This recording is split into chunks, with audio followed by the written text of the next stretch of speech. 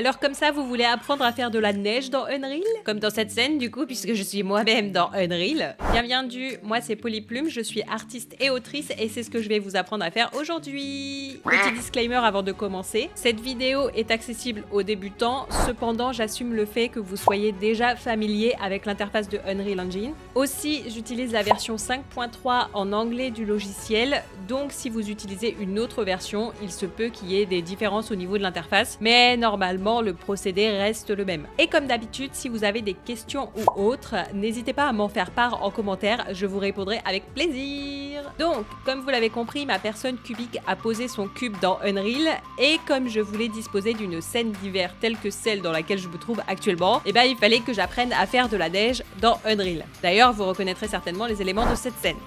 Et oui, rien ne se perd, tout se transforme. Et du coup, je vous montre tout de suite comment j'ai fait pour que vous puissiez le reproduire chez vous. Étape number 1. Tout d'abord, je vous invite à ouvrir votre projet Unreal si c'est pas déjà fait. Pour ma part, je vous retrouve dans les coulisses du CubeTuber. Comme ça, vous pouvez aisément voir que tout est en carton aussi au niveau des décors. Mais bon, tant que ça fait le job, on est content. Et dans mon cas, vous pouvez voir que j'ai déjà de la neige et je vais pas l'enlever parce que, en fait, j'ai peur de casser les liens de mon code si j'y touche. Lol. Étape number 2. Je vous invite à créer un nouveau dossier à l'emplacement de votre choix. Pour ma part, j'ai déjà un dossier nommé particules dans lequel je range mes différents systèmes de particules de mon projet. Jusque-là, rien d'extraordinaire. Bien sûr, libre à vous de vous organiser différemment si vous le souhaitez. Et dans ce dossier, je vais venir créer un sous-dossier que j'appelle Snow ou Neige ou ce que vous voulez. Et comme j'en ai déjà un, j'ajoute juste la mention tuto pour le tuto du coup, puisqu'on est dans un tuto. Voilà.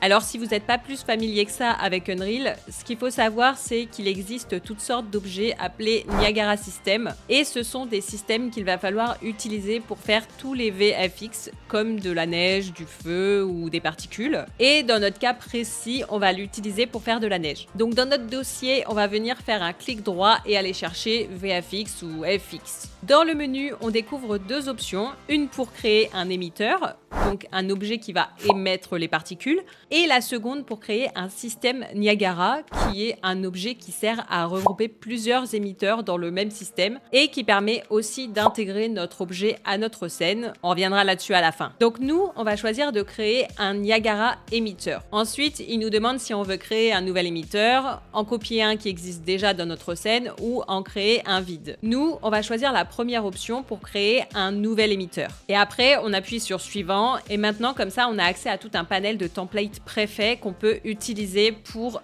créer notre émetteur. Et celui qu'on va utiliser, c'est Fountain. C'est une fontaine, quoi. On le sélectionne et maintenant, ça nous demande de choisir un nom. Donc, je vais l'appeler NE pour Niagara émetteur et Snow tuto. Étape number 3. Maintenant, on peut rentrer dans notre émetteur. Et là, on a accès à une note qui nous donne elle-même accès à tout un tas de réglages. Et sur le côté, on a un aperçu de l'émetteur de base fourni par Unreal. Et en vrai, ça ressemble déjà un petit peu à de la neige. Du moins, les particules ressemblent à des particules de neige. Et on va juste essayer de rendre ça un petit peu mieux, un petit peu plus réaliste. Et pour ça, bien sûr, on va devoir faire quelques réglages. Déjà, vous pouvez voir que la fontaine crache des bouboules vers le haut. Et que ces bouboules, elles restent pas longtemps et qu'elles paraissent un petit peu grosses. Donc, on va essayer de régler tout ça. Déjà, dans un premier temps, ce qu'on va faire, c'est qu'on va venir régler le spawn rate, c'est-à-dire le nombre de particules qu'envoie notre fontaine. Et on va le régler plutôt vers 500. Alors, veuillez noter que toutes les valeurs que je vais vous donner tout au long de ce tuto sont celles qui fonctionnent dans mon cas et pour ma scène. Mais bien sûr, vous êtes libre d'expérimenter et de faire vos propres réglages. Il n'y a pas de science exacte. Il faut juste trouver ce qui fonctionne pour vous et pour votre scène, quoi, comme d'hab. Donc, pour ma part, je mets à 500. Comme ça, j'ai beaucoup plus de particules, ce qui me sera très utile pour la suite. Et ensuite, on vient dans la partie Initialize particules et on va venir régler le lifetime, donc la durée de vie des particules, avec 5 en minimum et 10 en maximum, ce qui permet à nos particules de disparaître moins vite de l'écran tout en gardant une randomisation de leur disparition. Le prochain réglage qu'il nous faut modifier, c'est la vélocité dans Add Velocity. En gros, c'est ce qui nous permet de régler la vitesse à laquelle les bouboules vont sortir de la fontaine. Et ce qu'on va faire, c'est qu'on va les régler en négatif pour que les particules ne sortent plus vers le haut avant de retomber, mais qu'elles sortent directement vers le bas. Donc je vais mettre moins 50 en valeur maximum et moins 75 en valeur minimum. Et oui, pendant l'enregistrement, j'ai fait l'inverse parce que j'ai oublié qu'on avait des valeurs négatives. Et évidemment, comme j'ai eu la flemme d'enregistrer à nouveau, bah voilà quoi. Mais c'est bien moins 50 en maximum et moins 75 en minimum. Et là maintenant, on peut voir que notre neige tombe directement vers le bas. Bon, vous aurez remarqué que la vélocité de notre fontaine est réglée en mode conique, ce qui est très pertinent pour faire une fontaine et qui en soi le reste aussi pour nous. Donc on va pas y toucher. Par contre, ce qu'on peut faire, c'est qu'on peut éventuellement venir augmenter l'angle à 45 degrés, ce qui élargira un peu notre cône de vélocité. Mais c'est vraiment pas une étape obligatoire, c'est juste bien de savoir que ça existe et que c'est possible de le régler. Par contre, ce qui est important maintenant, c'est de s'abonner à cette chaîne. Parce que les cubes, c'est beaucoup trop cool, vous en conviendrez, hein. Oui, le niveau de cringe est stratosphérique ici.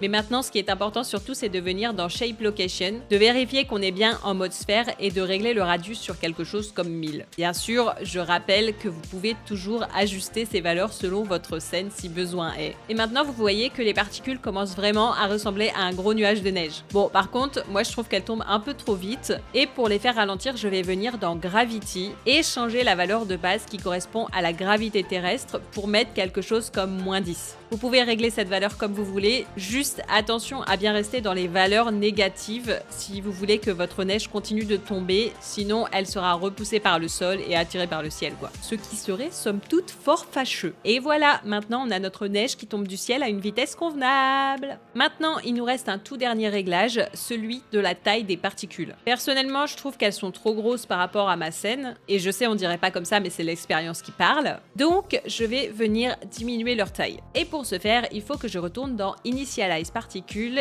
et que je vienne régler le Uniform Sprite Size sur les valeurs désirées. Pour ma part, ce sera 1 au minimum et 2 au maximum. Mais bien sûr, vous pouvez laisser comme ça ou choisir d'autres valeurs. Et bien évidemment, n'oubliez pas d'enregistrer, c'est super important. Étape number 4.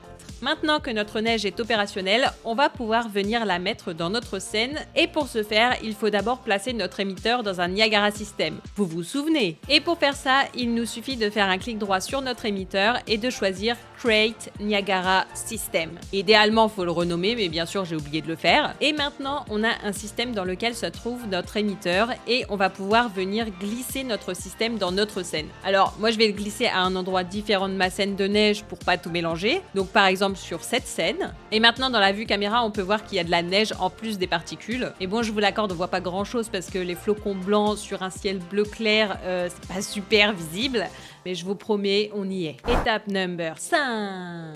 Maintenant, selon le résultat attendu, vous pouvez venir ou non retoucher de nouveau les réglages dans votre émetteur jusqu'à obtenir quelque chose qui vous convient parfaitement dans votre scène. Mais bien sûr, si ça vous convient déjà, ce n'est pas une étape obligatoire. En tout cas, j'espère avoir pu vous aider. N'hésitez pas à me laisser un petit mot juste en dessous si c'est le cas. Et si vous cherchez d'autres tutos, ça se passe par ici.